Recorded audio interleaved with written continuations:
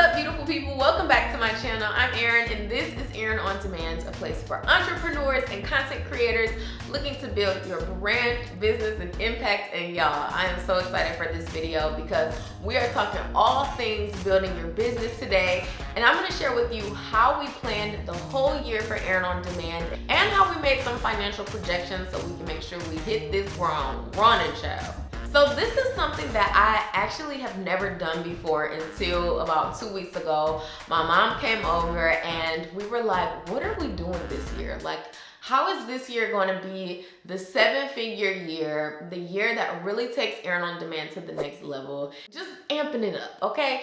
So we ended up unexpectedly going through the financials and making some projections, and it was the most helpful thing that we have done in a very long time for the business. So I wanted to share this with you, and I was a little bit bummed out that we didn't record while we were actually doing it, but we just got so into it. I'm gonna break down everything that we did.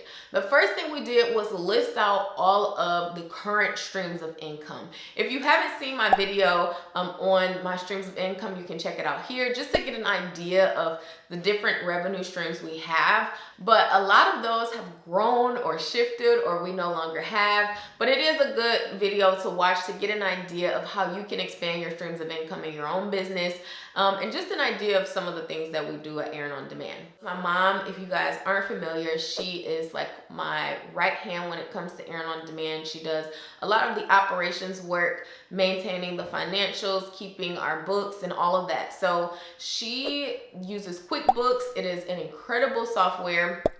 And she's been doing accounting since before I was born. So she was like the perfect person to take on this role for Erin On Demand. But we basically pulled up QuickBooks and looked at how much each revenue stream was bringing in.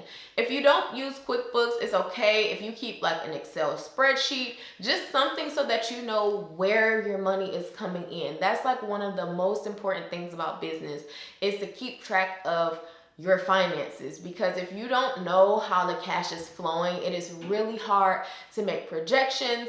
It's really hard to plan how to grow the business if you don't know where you currently stand. So we took a really good deep dive into what we did last year, what revenue streams were really booming, which ones were we could have put a little bit more effort in, and which ones we wanted to kind of stop and leave behind and figure out how to make up for that income through other streams of income. So we really did basically a financial audit. Now, while we were assessing the income, we were also looking for things that we no longer use, softwares, apps that we just don't use enough to be paying monthly installments on. So we decided on what softwares we wanted to cancel, which also freed up some income. There was like over $500 worth of monthly apps that we were paying for that we no longer even use. The next step is to set your financial goal. And I already knew, I'm like, we need to hit 7 figures this year in Erin On Demand. That was like basically $1 million was written at the top of the page. So that's why looking at where the money is coming in and going out was very important, so we could see which streams of income we can actually get more money out of and which streams of income we could now create to create more income. So we were basically trying to figure out, where is the gap in Erin On Demand? What can we do to better serve the audience? So the next thing we did was listed out all the upcoming streams of income that we were considering implementing into the business this year. So we talked about doing a course, like a really big flagship course. We talked about doing some smaller digital products. We talked about how we could potentially expand the eBrand club. We talked about physical product sales and how we could start to really hit the ground running with the top 3 notebooks. We had a very successful first launch, but how will that evolve over the course of this year? So we really talked about a lot of different aspects of where our revenue could grow and how we're gonna do that. So once we really determined which streams of income we wanted to double down on, you wanna set some reasonable goals, which is the next step. This is where the projections start to come in. So if you decide you wanna sell a $1,000 course, I'm just using random numbers, but if you decide you want to sell a $1,000 course, based on your audience size, based on your conversions now, if you have a 25% conversion rate, which means that you get these amount of impressions on your site, but this amount of people actually check out and buy one of your services or products, that's your conversion rate. So impressions divided by how many sales you actually make. So if you have a 30% conversion rate and you get 100 visitors on your site a month, that's 30 sales that you're getting a month. If you realistically have a product that is a high ticket offer, you're probably gonna get even less conversion than that. So we kind of took my audience size mixed with my current conversion rate roughly and decided that it was a reasonable amount to be able to sell 500 courses for a certain price point. So that's kind of how we made the projections for everything. And it was incredible to really be able to see like, okay, if I can hit this goal, if we can sell this amount of courses or this number of digital products or get this amount of members in the club or sell this amount of notebooks, this is where we'll be. And even though some of our projections or sales projections were stretches for us, we tried to make sure they were reasonable, but it also gives you something to work towards. So if I know I need to sell 500 courses for $1,000, then that means that I really need to get my butt on Instagram Live, on YouTube Live, create content that centers around the course's focal point. I really need to be driving traffic to this product aggressively. And when you have those projections in mind and you know what you're targeting, it makes it so much easier to implement and really try to hit those numbers. So if anything, making these projections, planning out the year, it made it feel so much more tangible to hit the 7 figures. And in fact, based on the projections we made with the new streams of income and expanding the current streams of income, we should be hitting multi 7 figures this year in Erin On Demand. So we're extremely excited. And it's gonna be some work, but it's gonna be worth it. So that's pretty much how we made the projections. Looking at our numbers, figuring out what we can delete or what we can create in terms of streams of income, then looking at what our current conversion rates are, what the audience is looking for, what is reasonable for us to convert.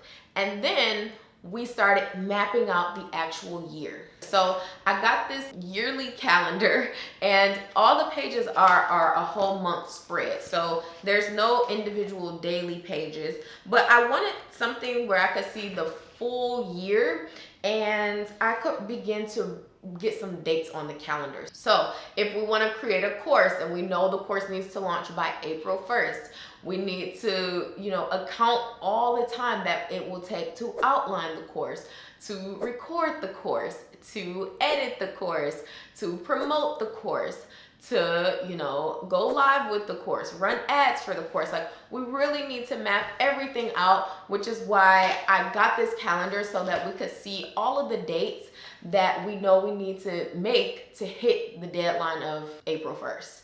And this can go for all of the goals. So if you have a goal to release your product line, so I know that we want to do another top 3 notebook release. So it's like, okay, how do we reverse engineer that? What dates and deadlines do we need to meet so that we can do another launch by this date, basically? So that's how we planned the whole year. We honestly started with the financials and the projections and kind of where we wanted the business to go. And really, when it comes to expanding those streams of income, it starts to boil down to what can I front load, meaning what may take quite a bit of time to create but has longevity, something that is more passive in the long run, like a course where I pretty much just need to promote it. I don't need to actively be teaching and, doing as those are selling. So that is more of the route of streams of income that we're looking for, because we already have a very interactive platform, which is our membership club, and it takes a lot of time. So we're looking for income streams that take less time and less demand from me, but can can still generate a large amount of income. And then the last step when you're making these year-long projections and planning out your whole year is, once you have those goals set in stone, you have those deadlines on your calendar, then you can really start to figure out, okay, what am I gonna do on social? How am I gonna market this? Am I gonna run ads? Like, what topics do I need to really be focusing on when it's coming near the time of launching, or coming near the time of me, really pushing this product? The most important thing you can do when you are growing your brand on social media and really trying to build visibility is to make those goals and objectives based on your business's goals. Create the social media content that's gonna drive people to help you hit those goals. So I hope this was helpful. I know it was kind of a lot of information, but I promise you, if you do this, it's really going to help you have a much clearer understanding of where your business is going. And even if you don't do it in this much depth, maybe your income streams aren't as defined as you'd like them to be yet, you can still do this on a smaller scale. So I hope this was helpful. If you have one main business goal, please put it in the comments below. I would love to see and be inspired by you guys. So I love you. If you're interested, you are always welcome to subscribe and join the fam if this is your jam, and I will see you on the next one. Peace.